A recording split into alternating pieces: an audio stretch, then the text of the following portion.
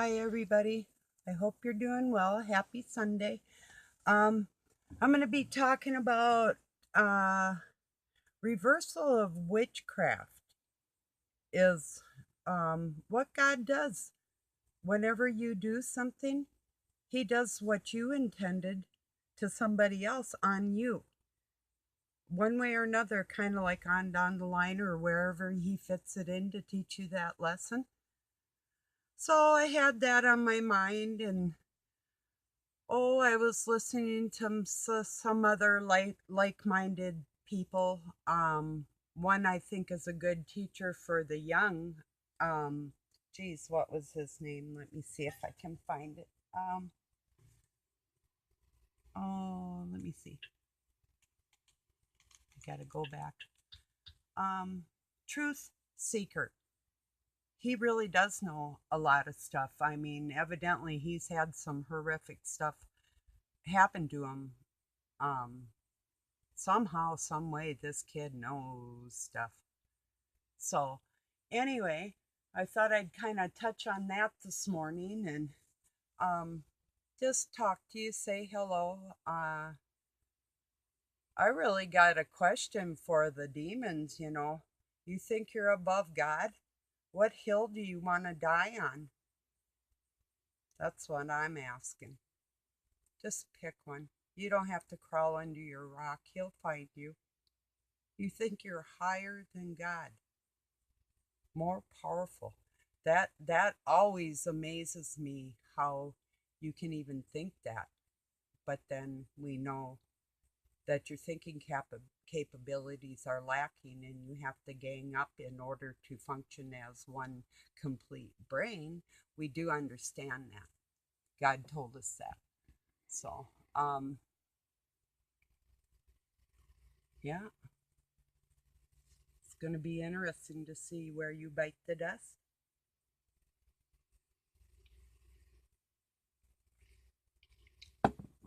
Yes, it will. So, a lot of people have this passive attitude, you know, like we're not going to get involved, we're safer that way, and blah, blah, and blah, blah, and blah, blah. And you can't, you gotta, like the voices in your head, reason with them, reckon with them. What are you doing? You know? That's what I want to know. And I'm just going to say, little girls, um, not you good people. I'm talking witches and demons. Little boys and girls, step aside and get the flip out of my way. And people like me, because we're going to run you over in every way. Yeah, I'm having a wonderful day. I listened to a bunch of music and um, passed some through to my Facebook, put some new ones on my songs on my song list here. So um, if I put a song up there, most likely it's got a message that I feel as though is important, whether you like the music or not. Like I put through Guess Who, No Sugar, live at the Paramount. Um, Keep in mind, I'm like 14 listening to this, and that'll give you my warrior mindset, like even way back when, in connection with other people that were even older at that point in time in my life. So, and they're Canadian. So, um, yeah, it's all true. They do try to get you in your head. There is chatter, there is voices inside there trying to talk to you. You just don't listen. Okay, I'll give you a for instance, and this is a true story. So, I was cutting like might have been a melon or a squash. Maybe I was cutting a squash in half, and Doug was sitting at the table, and electrical mind direction or suggestive thinking, whatever. And I heard coming out of him directing at me, cut her, cut her. And I turned around and I said, you tell your fucked up bitches to shut the fuck up because I'm going to kill you all. And he didn't say a word. I said, if I cut myself, Even if I bleed to death, before I bleed to death, I'm gonna stab you. I'll slice your fucking throat. So that's that. I mean, if somebody's trying to hurt me, come on, this is serious. Because when I was young, I was cutting a squash, and the witch that raised me was sitting behind me. And so I'm taking the squash and I have it on the counter and I have the knife and I go like that. And I sliced my hand wide open about that deep. And so I put my other hand on it and I held it like that. And my mom's like, "Are you okay?" And I just looked at her like, because I knew she had done it with her thoughts, you know. Um, it's like you can see Masonic, and I cut my other hand open too. And I heard somebody that says they're a witness. "Oh, you had a heart attack. You had 2 heart attacks." I had heart attacks when I was a little girl. Directed energy heart attacks. Stop playing your fat. Drink some more beer games with your heart attacks. I didn't get any help aside from our Father in heaven. And He knows that. So, I mean, you should stop talking. You keep burying yourself deeper. And I already said this many videos back. You got stoned and you missed it, dude. Something happened. So, and yes, I'm talking to you, S. Whatever. And there's more than one S, I know. So just whatever. But yeah, so they do that. And I saw a video, that's what I was going to say. I think it was a call for an uprising. They were showing how they showed like somebody, maybe not, but might have been, I'm not sure. But these people were watching as this woman walked into a bus and a guy just ran into her, just hit her like smack. And it was like supposed to be funny or something because they were directing her not to watch where she's going or think or anything, directing the other guy just to bowl right into her. That type of thing. And these things do happen if you're not aware of your surroundings and what's inside your head. You got to take control of that stuff. So, like I said, boys and girls, if you're not on my side, you better get the hell out of the way. Step aside because you will die for it. You don't step on God's toes and think and do a demon's bidding and think that it's going to be okay. When God tells us no, it's no. You don't second guess that shit. So, therefore, you're untrustworthy. So, because if you're playing into the hands of what they want, and I'm telling you no, this is the wrong way to go, and now I'm talking at another S too, and you better be watching my shit.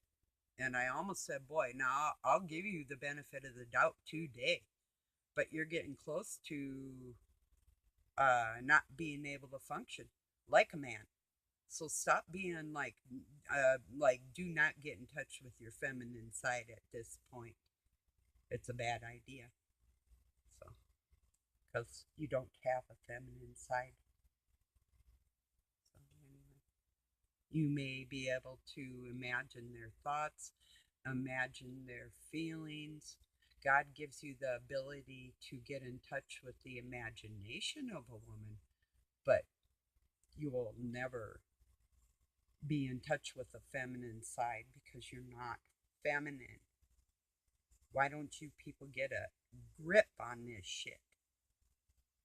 You know? I'm serious as a heart attack. So, yeah.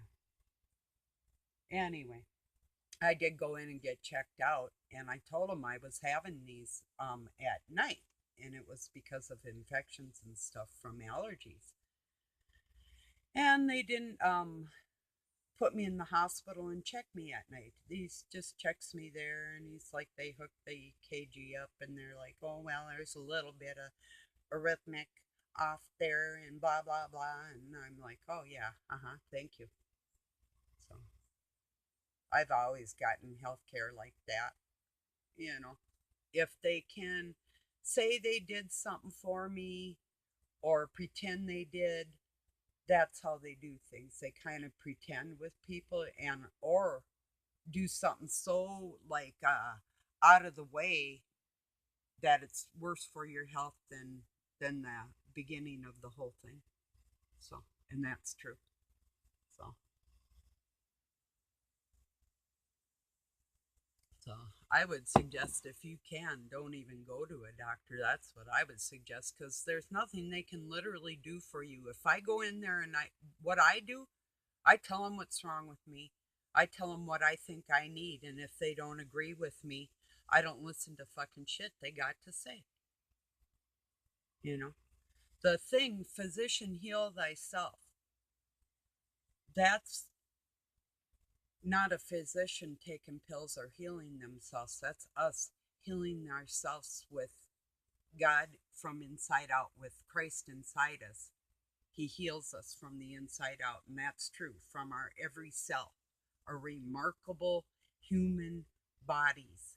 He's in there to heal from the inside out. Doesn't matter if it's a cut finger or I've impaled my feet. I cut one foot open and cut the other foot open. I've literally been impaled like Christ says he was in the Bible.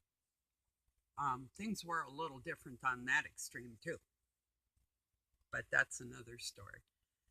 So,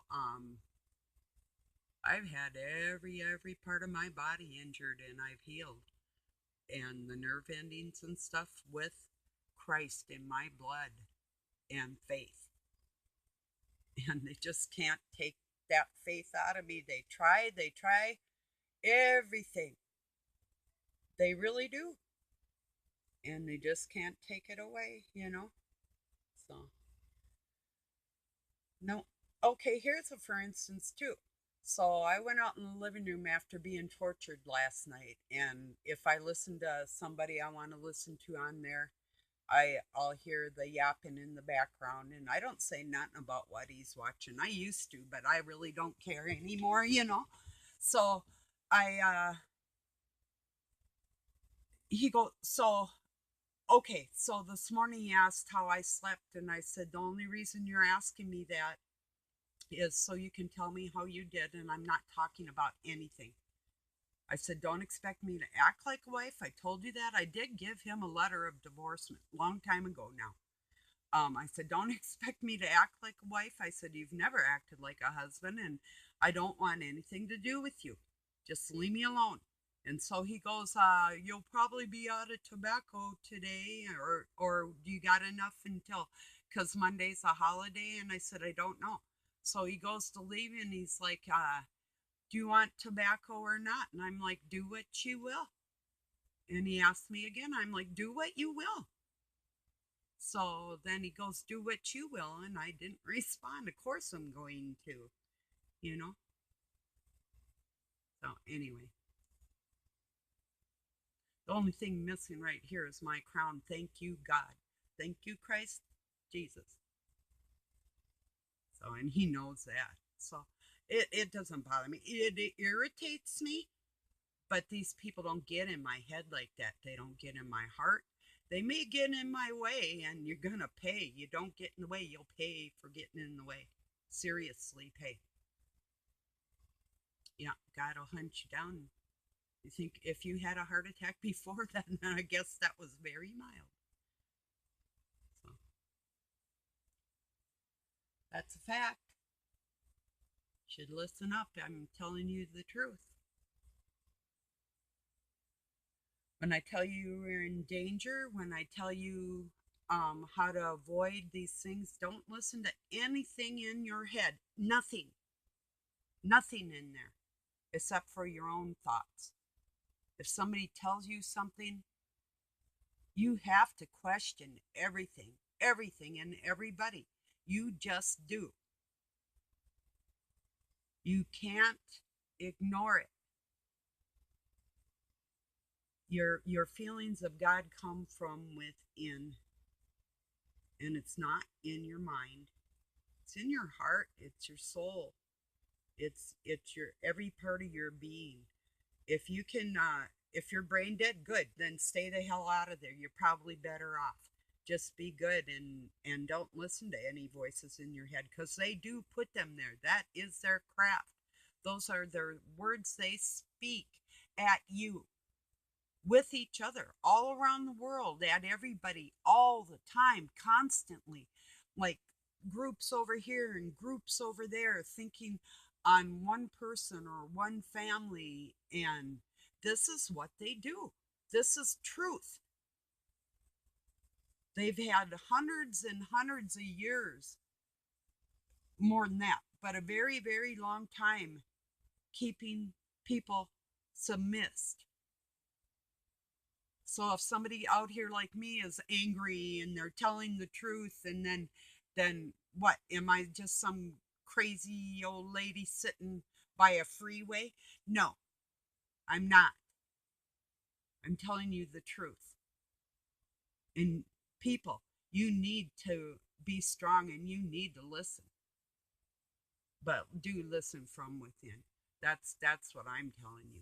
You know, don't take anything at face value. If somebody says, "Oh, this is really good food," how do you feel when you eat that? Don't listen to anybody. Or, "Oh, I watched a really good movie. You should watch it." Well, they were a really good friend up until I watched that movie. That type of thing. Or somebody will tell you, this is what to believe and this is the way to go, and you think they're a nice person, all laffy taffy, and we're all happy, and we talk sweet, and we might be cute, and maybe we actually have good intentions. Don't know on this one specific thing I'm thinking, because I know better. But anyway, um so there's one more day on how I feel about somebody I'm trying to help. I'm giving it one more day, and then I gotta walk away. And then these people are my enemies, extremely so. So it's mild today, but tomorrow's a different story. Why tomorrow? Don't know. Have no idea. That's all I know. That's what God said. He said, one more day, one more chance. Listen from within, or not at all. Not in here. That's where you get in trouble. Unless you're actually thinking on the terms of what I said, is this actually good for me? Are those words actually true? You know, how many times has somebody said, "I loved you," and then hit you in the same day? Ever had that happen? This is what I'm talking about. These are these people that'll say, "I love you," but then undercook a piece of pork for you, or not wash their hands before they prepare something. Or if you're in a relationship, they may treat the child like shit, but they say, "I love you." Um, what's some more examples? You think they're a Christian and they're really passive and quiet in every extreme. It's up. Okay, well, and I was gonna touch. Here's a good example of that. I'll just spit it out. Like Eminem said, he said, yeah, he just got on the mic and spit it. Well, here goes. My daughter-in-law yelling in my ear, blah, blah. I mean, fucking decibels that I've displayed, but not on a constant, you know. So, like, literally, like an hour and a half of this abuse, and it is narcissistic, because it is. And narcissists will do that. They'll yell a lot. And I do love to yell. I love to yell at Doug, and he does deserve it. So I don't care what nobody's. If you're yelling at evil, yell the fuck on, you know. But so this thing is yelling at me, and and she goes to a psychiatrist. So I'm thinking today, you go in that psychiatrist's office, which I have taken psychology. Do you go in that psychiatrist's office and yap like that, full bore, or something that rhymes with it? You know, that's what I'm wondering. And I never talk bad, not one bad word out of my mouth, until she tried to set me up as far as saying that CPS was going to be out there. So she knew I'd call. She knew that. And I knew she knew that. But I had to I waited about, oh, I think it was 2.5 days and decided, if I do have to get out there and maybe sit at their house for however long it takes, if they were thinking about taking the girls or go and help her or sit with the girls or stay in a motel and sit with the girls while she shopped, or this is where my mind was. So my betrayal and how I feel, my anger is like really fucking real. So, and with due rights.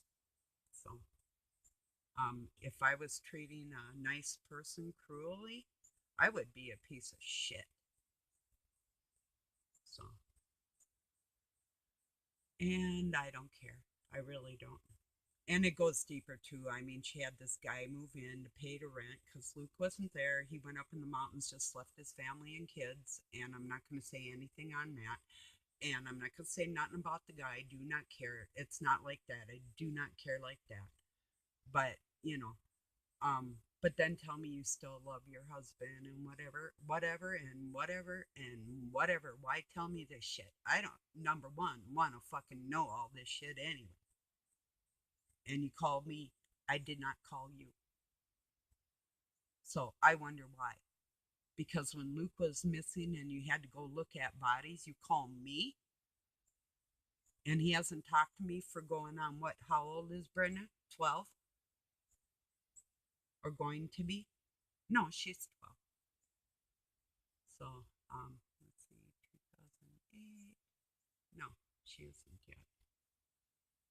But I mean, so yeah, when you need me, you call me. But the hell with me, wondering if everybody's alive and okay until till then. A fucking decade. Fuck you. Fuck all you. So yeah, Satan can't use my family against me because they're actually not very nice people anyway. And if they ever do turn around, if there's ever somebody comes and visits me and talks to me like the woman and the lady I am, then I'll open my heart and say, hey, these guys are doing okay today. I'll put them on my show and say, look how happy I am. I got a part of my family. But I don't see that happening. Perhaps. I mean, I asked for a miracle. I really did. I saw John about a year and a half ago. I had him and his girlfriend move in to get him off the street because they called me and told me they literally were starving standing outside a McDonald's in North Dakota in the middle of winter. So I told him, if you can get here, I can help you. But things didn't work out. I mean, I'm not going to put up with somebody turning my house into a heroin den, and that's what it was starting to feel like. Bending up all my spoons and staying up in and out the door all night long because I didn't want them smoking in the house. They could in my room, but I was sleeping. So, yeah, it was a fucking nightmare. So, whatever. All y'all, I think Julie's doing better, and I hope she is. And I guess John just got out of jail maybe yesterday, and I hope everything's okay with both of them, but all of them. But I can't do anything about it, and I'm definitely not gonna bow to no creatures ever. I'm so strong, you people are in trouble. I'm telling you that. You aren't listening to me. There is power of the minds, but you don't have it. So I'm going to end this on the note of, what hill do you want to die on? Peace and love from Pine City, Minnesota. To the rest of my subs, USA.